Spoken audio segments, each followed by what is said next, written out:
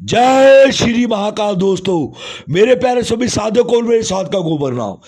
दोस्तों, अगर आपको मेरा चैनल अच्छा लगता है तो उसे लाइक करें, सब्सक्राइब करें और नीचे एक बेल का आइकन दिया गया है उसको जरूर दबाएं, ताकि मैं जो भी नई से नई जानकारी लेके आऊं, कोई साधना लेके आऊं, वो सब आप लोगों तक पहुंच सके।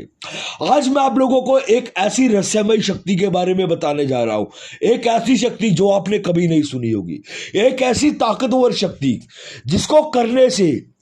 जिसको करने से आप बहुत ही ज्यादा बड़े महान तांत्रिक बन सकते हैं। एक ऐसी शक्ति जो बड़े बड़े ऋषि, बड़े बड़े मुनि जिन्होंने की थी, आज आपको उसके बारे में बताने जा रहा हूं मैं। भगवान शिव ने व्रज योगिनी रहस्यमय जो विद्या है, उसका जो ज्ञान था, वो नंदी जी को ऋषि भृगु, विश्वामित्र जी, वशिष्ठ, शुक्राचार्य, देवराज इंद्र और विष्णु जी को दिया था। उनके साथ साथ यह ज्ञान महासिद्ध मच्छंद्रनाथ गुरु जी और महाकपालिक खबल खगोलिक को भी यह ज्ञान प्राप्त हुआ था।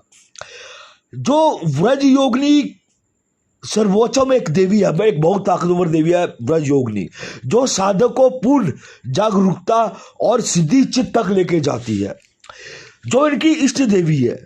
ठीक है, जो जैसे व्रज योगिनी, ये 4 देवियों की इष्ट देवी है। मैं आपको एक चीज, देखिए, इसके बारे में जितना भी बताऊंगा उतना कम है, तो मैं आपको इसकी जो थोड़ी थोड़ी चीजें बताता जाऊंगा। अगली वीडियो के भीतर आपको इसके बारे में और भी बहुत बड़ा ज्ञान दिया जाएगा इसके ऊपर। जो शुक्राचार्य ने व्रज योगिनी जी का ज्ञान प्राप्त किया था, भगवान शिव से इनकी विद्या प्राप्त की थी, उन्होंने आगे इसको दैत्य और दानवों के भीतर जो दिया। कृत्या, 3 कृत्याएं आप लोगों ने सुनी होगी भी। कृत्या 3 प्रकार की कृत्या होती है। ठीक है, उन्होंने महामुनि कश्यप जी से व्रज योगिनी की विद्या सीखी थी। महासिद्ध गुरु मच्छंद्रनाथ जी को जो व्रज योगिनी का ज्ञान है, वो कैलाश पर सबचंड भैरव से प्राप्त हुआ था, जो महामच्छंद्रनाथ जी के मुख्य महासिद्धि थी। ये गुरु महामच्छंद्रनाथ जी है, जो उनकी जो मुख्य सिद्धि ये थी व्रज योगिनी। उसके अलावा भी बहुत सारी सिद्धियां उनके पास है, बहुत सारी सिद्धियां उन्होंने की है। आज आप लोगों को मैं इसकी साधना के बारे में बताने जा रहा हूं, भी इसको करना किस प्रकार से है और किस प्रकार से ये होती है। मेरी वीडियो को शुरू से लेके अंत तक देखना, ताकि आपको इसके भीतर की जो भी जानकारियां हैं वो पूर्ण रूप से मिले। पहली चीज तो आप लोगों को मैं ये बता दूं भी, जो ये साधना है, ये साधना आप घर के भीतर नहीं कर सकते हैं, क्योंकि ये एक सबसे उग्र साधना है और सबसे ताकतवर साधना है। आप लोगों ने सुना ही, मेरी वीडियो के भीतर सुना होगा भी, ये कौन कौन से बड़े ऋषि मुनि, कौन कौन से साधु संत हैं जिन्होंने इस साधना को कर चुके हैं। उसी हिसाब से आप देखिए भी इस साधना का जो स्तर है वो किस स्थान पर होगा और कितनी ताकतवर ये देवी होगी भी, जो कि इसकी जो विद्या है, इसका जो ज्ञान है, स्वयं भगवान शिव ने दिया है इसका ज्ञान। आगे बढ़ते हैं, इसको करना किस तरीके से है। यह साधना आप किसी भी सोमवार से, किसी भी अमावस्या से, या किसी भी शनिवार या किसी भी पूर्णिमा के दिन कर सकते हैं।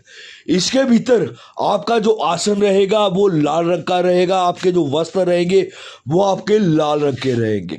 आप अपने सामने जो दीपक रखेंगे उसको भी आपने लाल रंग का कर लेना है। सामने आपको व्रज योगिनी जो देवी है, ठीक है, उनकी एक छोटी सी मूर्ति बनानी है आपको अपने हाथ से, और शमशान की थोड़ी सी राख लेके उसमें आपको एक मूर्ति तैयार करनी है। उसको आपने लाल रंग से, उस मूर्ति को आपने रंग देना है।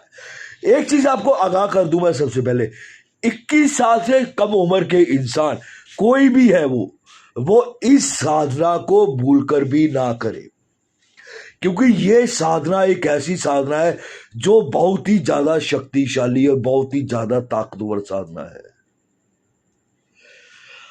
अब आगे बढ़ते हैं, इसको करना किस प्रकार से है। इसके भीतर आसन मैंने आप लोगों को बता दिया। इसके भीतर जो आसन है, आप लोगों का लाल रंग का आसन रहेगा, लाल रंग के आपको वस्त्र रहेंगे, लाल रंग का आपका दीपक रहेगा इसके भीतर भोग के लिए आपको गुल्लड़ के फूल चाहिए, ठीक है, मिठाई चाहिए, भोग के भीतर लड्डू चाहिए, बर्फी चाहिए, लौंग चाहिए, कपूर चाहिए, आपको जायफल चाहिए इसके भीतर आपको, ठीक है, अपने हाथ से आपको खीर बनानी है, ठीक है। उसके बाद इसको भोग के भीतर आपको शराब रखना है, मदिरा रखना है। आपको जो मैंने मूर्ति बताई है आप लोगों को, उस मूर्ति को सबसे पहले आप लोगों को जागृत करना है। ठीक है, जागृत करके अपने सामने उसको रखना है। एक लाल रंग के आसन के ऊपर आपने उसको रखना है मूर्ति को। ये जो व्रजयोगिनी साधना के जो मंत्र है, इसको 3 प्रकार से उच्चारण किया जाता है। पहले इसको योग के जरिए से उच्चारण किया जाता है, जिसके द्वारा आपके 7 चक्कर या 7 चक्कर के ऊपर प्रॉपर से इफेक्ट पड़ता है पूरे तरीके से, क्योंकि ये एक ऐसी देवी है जो आपके चक्रों के हर एक चक्कर के ऊपर बैठी होती है।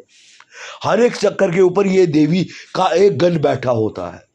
इसके बारे में भी आप लोगों को मैं अगली वीडियो के भीतर प्रॉपर विस्तार से बताऊंगा। मैं भी किस प्रकार से सवचंड भैरव जी की जो रीढ़ की हड्डी है, जिन्होंने ठीक है देवी को उसके ऊपर विराजमान किया था हीरे की तरह, उनके रीढ़ की हड्डी के जिसमें हम चक्रों को बोला जाता है, 7 चक्रों को, ठीक है, उसी प्रकार से उन्होंने देवियों को 7 चक्रों के ऊपर बिठाया था, बैठी थी देवियां।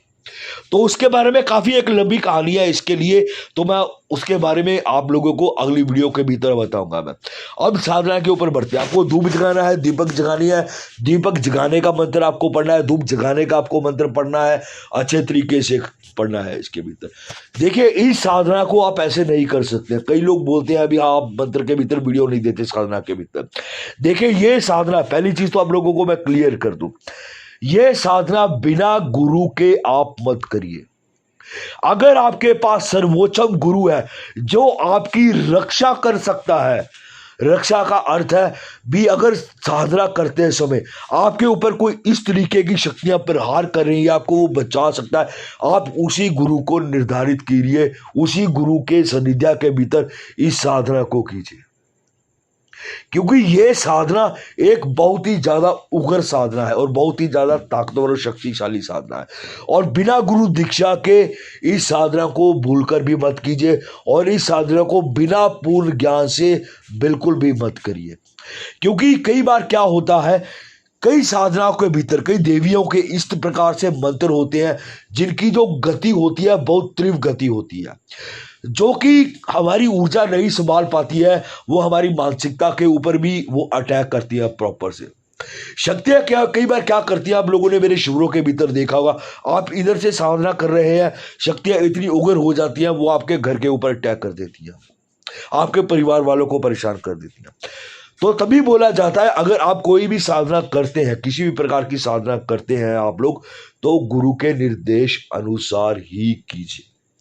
अगर कोई साधना को करना चाहता है तो वो मेरे सानिध्य में रह के कर सकता है। अगर वो अपने घर पे रह के करना चाहता है, वो अपने घर पे नहीं कर सकता, वो अपनी जगह पर कर सकता है, अपने घर से बाहर कहीं दूर एकांत स्थान के भीतर।